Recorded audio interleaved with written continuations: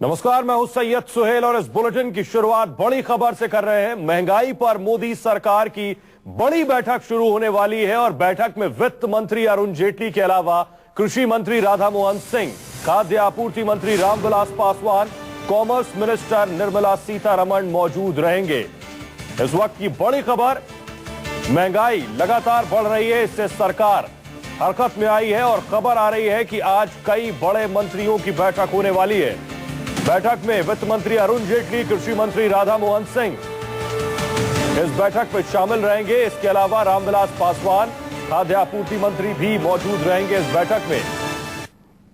और माना जा रहा है इस महीने महंगाई दर 6.01% पर पहुंच गई है। सरकार भी इसे गंभीरता से ले रही है। हमारा सहयोगी मनीष कुमार जुड़ रहे हैं और ज्यादा जानकारी के साथ। मनीष, एक बैठक होने वाली है, कब यह बैठक होनी है और क्या कुछ इस बैठक में बातचीत हो सकती है?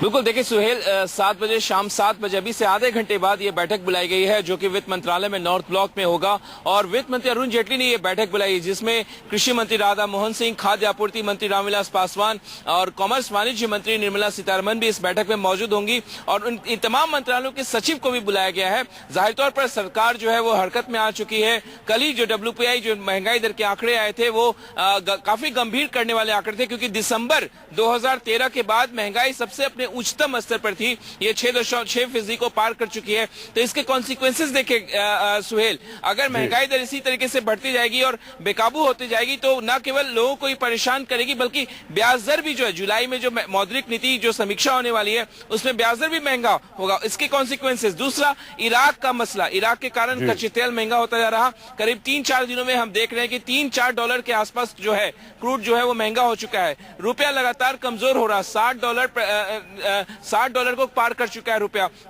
साथ ही साथ जो मनीष, क्या ये बैठक महंगाई पर काबू करने के लिए है? और अगर वाकई महंगाई पर कंट्रोल करने के लिए तो इस बैठक में क्या कुछ माथापच्ची हो सकती है? क्या सरकार के पास कुछ विकल्प है महंगाई पर रोक लगाने के लिए? देखिए, सरकार के पास विकल्प ये है कि किस तरीके से जो जमाखोर, अगर वित्त मंत्री इस बात को कह रहे हैं कि जमाखोर जो है वो महंगाई बढ़ाने में सबसे बड़े उसके एक बड़ा वो कारण है, तो कहीं ना कहीं जमाखोरों पर कैसे लगाई जाए इस बात को लेकर चर्चा होगी। हालांकि ये राज्य सरकारों पर इसको जो कार्रवाई करनी होगी, लेकिन केंद्र सरकार निश्चित तौर पर ये कह सकती है। साथ ही साथ जब कृषि मंत्री और खाद्य आपूर्ति मंत्री को सुहेल बुलाया गया तो कृषि मंत्री से ये जरूर ये जायजा लिया जाएगा, उनसे पूछा जाएगा कि खाद्यान्न के स्टॉक कैसे हैं, कहां पे खाद्यान्न की कमी है, किन राज्यों में कीमत बढ़ रही है, वहां पे कैसे सप्लाई साइड जो बॉटलनेक्स है जो उसके जो वहां पे कैसे सुधार किया जाए। खाद्य आपूर्ति मंत्री से भी पूछा जाएगा कि कैसे खाद्यान्न भंडार जो है कैसे इसको रिलीज किया जाए। और साथ ही साथ इंपोर्ट एक्सपोर्ट पॉलिसी जो है, जो खाद्यान्न जो भी चीजें खाने पीने की चीजें हो तो उसकी भी समीक्षा होगी। तो तमाम मुद्दों पर चर्चा होगी वित्त मंत्रालय में। 7 बजे बैठक शुरू होगी। सुहेल, मनीष हमारे साथ बने रही। तो वित्त मंत्रालय में महत्वपूर्ण बैठक होने जा रही है। महंगाई पर किस तरह लगाम लगाई जाए, महंगाई पर विपक्ष ने बीजेपी को घेरना भी शुरू कर दिया है। कांग्रेस, एनसीपी और समाजवादी पार्टी ने कहा है कि सरकार महंगाई रोकने में नाकाम है। वो तो देश के लोगों से ये वादा करके आए हैं कि महंगाई कम करेंगे। ये तो हम कहते थे कि महंगाई की बड़ी वजह यही है कि लोग स्टोर कर लेते हैं, ब्लैक मार्केट करते हैं। लेकिन आज वही जबान वो बोल रहे हैं, इससे हमें कोई वास्ता नहीं, देश को कोई वास्ता नहीं। महंगाई कम होनी चाहिए, जो वादा आपने किया उसको पूरा कीजिए। महंगाई बढ़ती चली जा रही है। चलिए, आप लोगों ने दिखाना शुरू कर दिया, इसके लिए आपको बहुत बहुत धन्यवाद। जो सपने दिखाए गए थे सब सपने टूटते चले जा रहे हैं। मैं तो कहूंगा देश की जनता से कि धैर्य के साथ जो प्रधानमंत्री जी ने कहा है कड़वे घूंट पीने के लिए तैयार है, तो जनता को तैयार रहना चाहिए। हम तो तैयार हैं।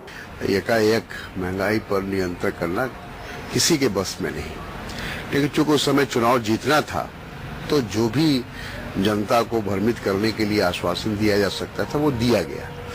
अब जब उनके सर पर आ गया है तो अब फिर बहाना कर रहे हैं कि कांग्रेस रिजीम में जो एक प्रकार की इनडिसिप्लिन हुई है, इकोनॉमिक इनडिसिप्लिन, उसकी वजह से ये सब हो रहा है। तो अब ये सब बहाना तो नहीं चलेगा, अब लोग रिजल्ट चाहते हैं। That the people who blamed UPA government for inflation